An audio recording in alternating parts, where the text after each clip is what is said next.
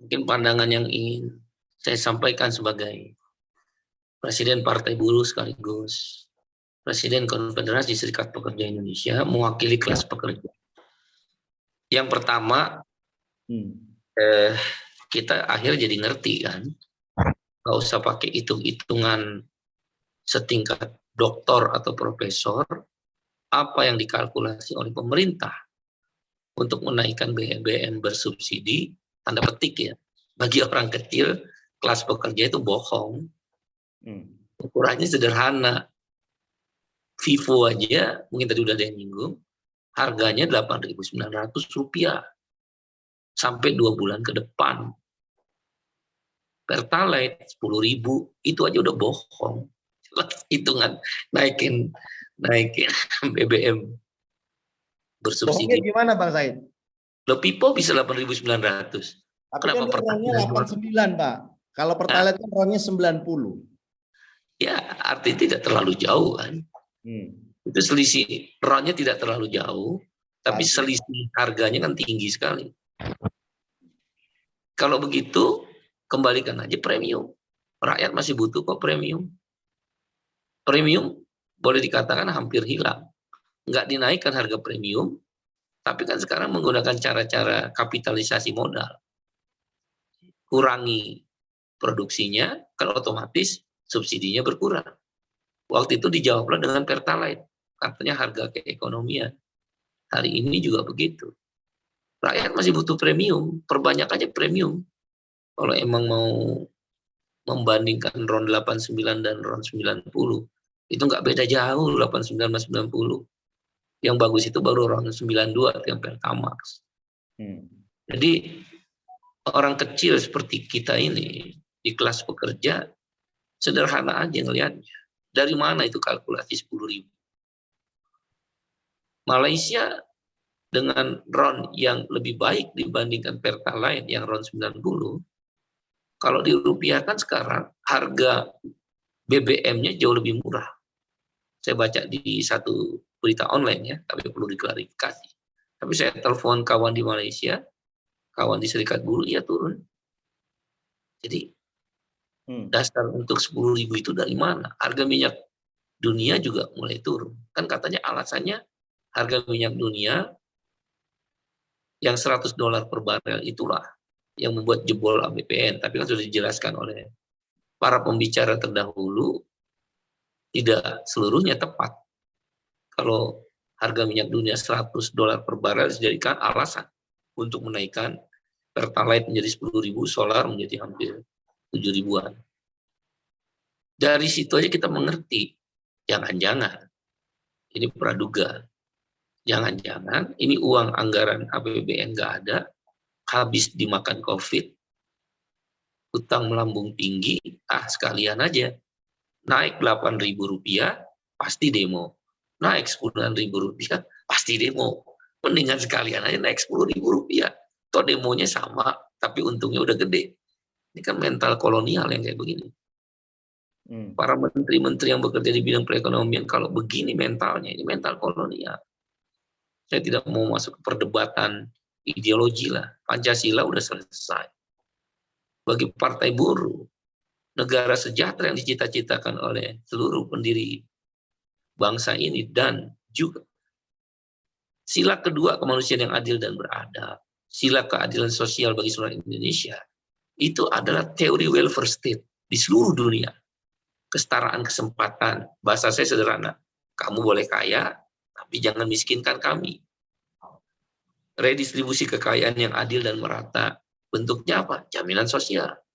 Bukan bantuan sosial, bukan gula-gula BSU 600.000, per bulannya 150.000, itu gula-gula. Yang kita butuhkan jaminan sosial. Baru kebijakan publik. Artinya kalau kita kerja, kita bayar pajak, kita nggak kerja, negara bayar kita. Unemployment insurance. Nah, kebijakan ini nggak tercerminkan di dalam kebijakan pemerintah. 3 prinsip-prinsip negara sejahtera itu pada Pancasila, sila keadilan social justice for all Indonesian people. Itu kutipan dari semua negara di Eropa Tengah dan Eropa Barat itu, terutama di negara Skandinavia. Itu kan Hatta belajar di Belanda itu. Itu Belanda yang penjajah. Nggak pakai ketuhanan yang Maha Esa di Nordik itu, Norwegia, Swedia, Finlandia. Saya beberapa kali diundang jadi pembicara di sana. Mereka nggak pakai ketuhanan yang Maha Esa, rakyatnya sejahtera tuh nggak kelaparan. Nah sekarang kekayaan alam BBM saja sebagai contoh kita diskusi malam ini, itu kan dari perut bumi Indonesia, kan nggak semuanya kita impor. Kan kita juga produsen minyak bumi, kan menikmati juga keuntungan dari hasil penjualan selisih harga minyak dunia. Ini karena mental para menterinya mental kolonial. Patut diduga, kami berpendapat gitu. Cara menghitungnya ya kadang udah kadung malu, jadi gampang aja. Naik segini demo Pak katanya. Naik segini juga di demo Pak katanya. Mendingan kita naikin yang tertinggi aja Pak. Dari dulu tuh mental kolonial. Terutama Menteri Keuangan. Jadi bagi kami di kelas pekerja, ya masalah waktu aja kita harus berkuasa. Ya, itulah kenapa kita mendirikan partai politik. Orang boleh mencemooh saya, nggak ada masalah, saya nggak peduli. Karena saya berkeyakinan Lula da Silva pun dulu dicemooh, bahkan dibully, dilempari kotoran. Pedro Castillo pun di Peru, begitu pula Boric di Chili, begitu pula Eva Morales di Bolivia. Kevin Rudd itu kawan saya itu Kevin Rudd. Stephen Löfven itu kawan saya di Swedia. Perdana Menteri Norwegia juga kawan di Serikat Buruh. Mereka selalu mengatakan memang kita akan dicemooh partainya orang kecil, tapi hanya masalah waktu. Ya harus ada keseimbangan. Kalau yang kayak begini, partai buruh itu di seluruh dunia karena dia welfare state, dia pro subsidi dan pro jaminan sosial. Yang kayak gini pasti dilawan. Andaikan Allah izinkan partai buruh di parlemen, pasti kita lawan. Gerakan jalanan dan gerakan parlemen di dalam akan kita padukan untuk melawan arogansi kekuasaan karena mengurangi atau mencabut subsidi. Mengurangilah lebih tepat. Bahkan tidak perlu jaminan sosial, bantuan sosial itu kapitalisasi modal itu. Apa itu social assistance? Apalagi cuma remeh-temeh 600.000 rupiah untuk 4 bulan. Itu menghina sekali, menghina rakyat. Cara-cara seperti itulah yang disebut menghina rakyat. Dengan mental kolonial itu. Ya, seolah-olah sinterklas. Ya rakyat akan senang dibagi 600.000 saat itu. Setelah itu menderita. Harga barang melambung tinggi, transportasi melambung tinggi. Yang kedua, aneh. Udah jelas inflasi itu 4,9% katanya. Bahkan diprediksi kalau BBM naik 6,5% sampai 8%. Pertumbuhan ekonomi kuartal kedua 5,1%. Walaupun nanti akan turun karena BBM naik, pemerintah tetap mengatakan berkisar di antara 4%. Dengan logika akal sehat, saya ini ILO governing body, 3 periode saya kebetulan dipilih oleh dunia, yaitu salah satu badan Perserikatan Bangsa-Bangsa PBB, berkantor di Geneva.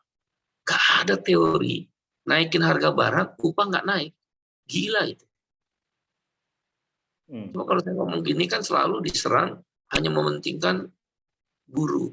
Ya buruh itu kelompok kelas pekerja yang mempunyai purchasing power. Jadi kalau di kelompok ini dia jatuh daya belinya, itu ekonomi runtuh. Karena kelompok daya beli buruh itu konsumtif. Terima gaji pasti habis. Anda bayangkan BPS menyatakan 56,4 juta ya kalau saya nggak salah buruh formal. Itu kelompok yang mempunyai daya beli. Itu kalau semua saham blue chip-nya BP Jam Sostek atau BPJS Ketenagakerjaan ditarik di pasar modal, runtuh itu bursa efek. Itu kekuatan buruh.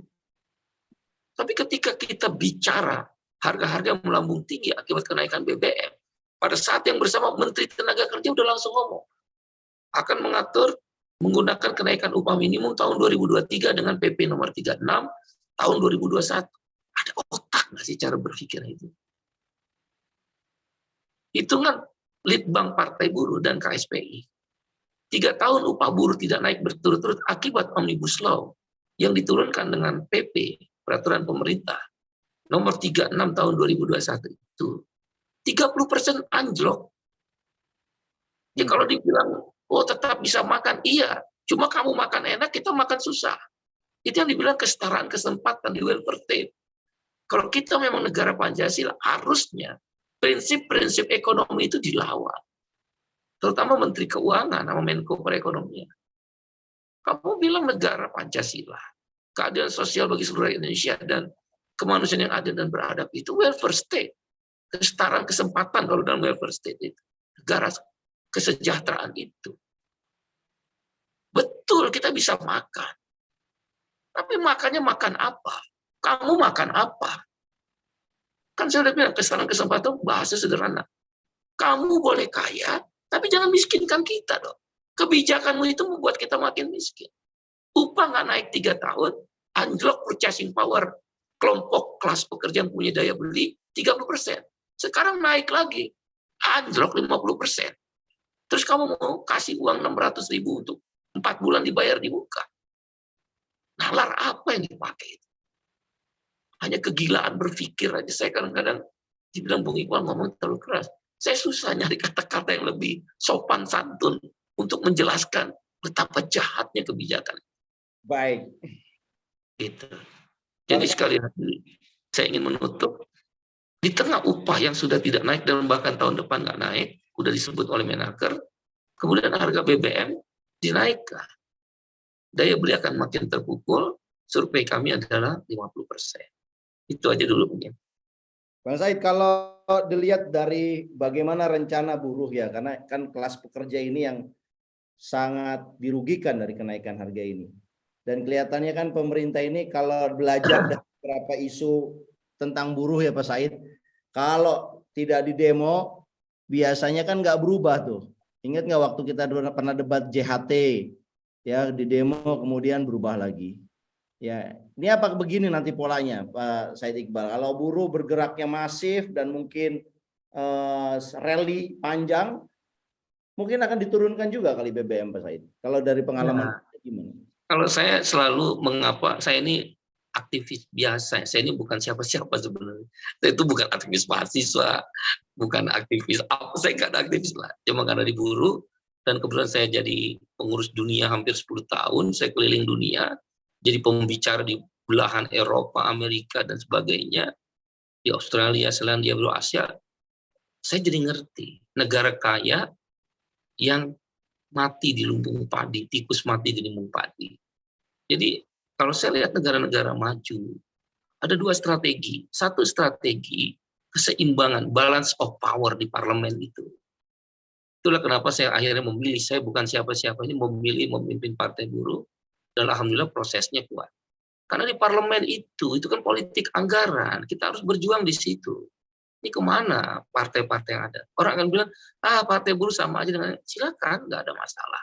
Karena kami ini kan para kelas pekerja yang punya aktif. Seperti Lula, Pedro Castillo, Boris, Eva Morales, ya, Rolf Evinbrad, ataupun di Norwegia tadi saya contohkan, atau di Jepang DPJ, itu memang butuh waktu. Karena di parlemen ini Bang, nggak ada keseimbangan, nggak ada kelas pekerja. Semua orang di semua partai ada departemen tenaga kerja, ada buruh tani nelayan, ada. Tapi nggak pernah bicara upah, nggak pernah bicara daya beli, nggak pernah bicara jaminan sosial, nggak pernah bicara sistem hubungan kerja yang eksploitatif, modern slavery, perbudakan. Nah, memang saatnya harusnya kita menggerakkan, mengembalikan kekuatan parlemen, pendulum yang terlalu ke kanan, ke kiri. Bukan ke kiri, ke tengah. Dan karena itu strategi yang kedua yang tadi dibilang kita harus aksi, kita kampanye, terutama melalui sosial media, begitu kuat netizen akan mendukung isu-isu yang JHT, isu-isu yang BBM, isu-isu yang terkait dengan kepentingan. Mungkin itu bisa kita kerjakan untuk jangka pendek. Tapi untuk jangka panjangnya, politik keseimbangan, saya udah keliling dunia. Di mana ada seluruh negara industri. Kita kan negara industri. 54,6% PDB kita disumbang oleh sektor manufaktur. Agraris kan udah makin sedikit, bahkan agraris sudah mulai muncul, ada namanya industri agraris, industri pertanian. Jadi yang seperti kayak Indofood itu kan udah industri pertanian, dia punya kebun sendiri, dia punya pengolahan sendiri dan sebagainya. Jadi karena itu aksi-aksi yang digerakkan oleh Partai Buruh, kami akan memilih aksi. Walaupun sudah berpartai kan milih aksi, ini partai gerakan, daily working party ya, bekerja harian, mengadvokasi setiap orang di PHK, mengadvokasi orang upahnya murah, mengadvokasi tanah petani yang dirampas, mengadvokasi apa itu pekerja rumah tangga. Ini partai yang kita gerakan. Nah, udah tune in partai buruh dengan gerakan buruh, gerakan petani, gerakan nelayan, di sini ada semua 11 elemen gerakan organisasi, petani, nelayan, buruh honorer, pekerja rumah tangga, miskin kota. Maka cara-cara gerakan akan tetap dilakukan. Maka kampanye dengan sosial media diiringi kampanye-kampanye aksi harus diselaraskan. Ya, karena itu kami akan aksi dimulai tanggal 6 September. Besok sekitar puluhan ribu di seluruh Indonesia, tapi ya ada di Surabaya, ada di Semarang, ada di Bandung, ada di Banjarmasin, ada di Gorontalo, di Makassar, di Aceh, di Batam, ya, di kota-kota besar lah ya, di Serang. Bahkan kami gerakan 34 provinsi, karena kan Partai Buruh punya 34 provinsi, punya 440 kabupaten kota. Saya memang belum gerakin di 440 kabupaten kota. Saya baru gerakan 34 provinsi, 150 kabupaten kota, kota industri. Kira-kira waktu Omnibus Law tanggal 8 Oktober 2021 kan lumpuh. Lanjut aja, itu udah sebenarnya yang kita tidak inginkan hal-hal demikian sih. Tapi kita akan coba dulu 6 September ini untuk di wilayah Jabodetabek sekitar 3.000 sampai 5.000 buruh akan aksi di depan DPR. Kenapa DPR? Kita mau minta bikin panja lah atau pansus BBM, kok penakut bener gitu. Kok bisanya hanya berkata-kata retorika. Bikin dong panja dan pansus BBM. Periksa itu. Undang kawan-kawan yang tadi jadi pembicara. Hitung-hitungannya gimana. Kan kita pengen tahu kalkulasi biaya yang sebenar. Kalau nggak ada panja atau pansus, kita nggak tahu. Ya kalau mereka nggak mau, ya kita kampanye aja. Jangan pilih mereka. Tulis nama-namanya. Ya memang orang akan bilang, rakyat akan mudah disogok lagi. Enggak, Tuhan itu enggak semua bikin orang jahat. Tuhan itu, Allah itu pasti ada orang baik. Teman-teman yang hadir di ruang-ruang ini juga kan baik. Gak mungkin lah orang jahat itu berkuasa terus. Gak mungkin. Itu udah teori alam. Bahkan kadang-kadang kalau terlalu jahat, Allah menjatuhkannya itu benar-benar summa radatnahu asfala safilin. Bagaikan binatang ternak. Lihat aja. Diktator-diktator yang jatuh itu kan binatang ternak. Tendang-tendang orang kayak seperti Muammar Gaddafi, Saddam Hussein. Orang-orang diktator itu kan kayak Hitler, semua rodat nahu asfin. Saya percaya tuh, hati-hati tuh, makanya kita semua ya. Bukan siapa, saya bukan pada orang-orang termasuk pada diri saya. Hati-hati.